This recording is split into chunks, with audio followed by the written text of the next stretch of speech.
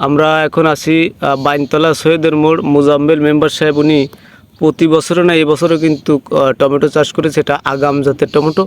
এবং এই চাষ সম্পর্কে কিছু তথ্য আমরা ওনার কাছ থেকে নিব। দেখেন এক একটা গাছে ফলন। তো আসলে মেম্বার সাহেব আপনি এই চাষ সম্পর্কে কিছু তথ্য আমাদেরকে দিবেন যাতে অন্য অন্য চাষি ভাইয়েরা দেখে শিখতে পারে। আমি লাল তীর কোম্পানির এই মিন্টু টমেটো প্রতি বছর আমি আগাম আজি। হ্যাঁ, এবছরও আমি আগাম এই মিন্টু টমেটো আজিছি।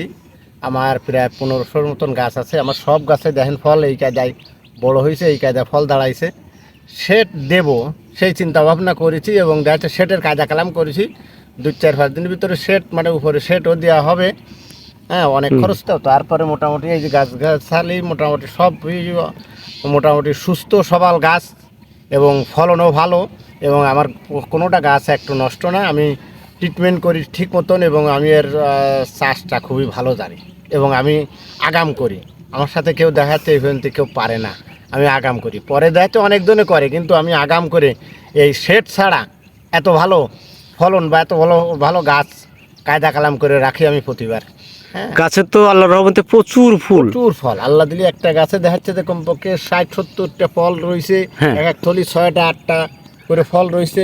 হ্যাঁ, হ্যাঁ, এইভাবে দেখা যাচ্ছে আল্লাহর রহমতে খুবই ভালো এবং সব গাছই একই রকম সুস্থ সবল হ্যাঁ।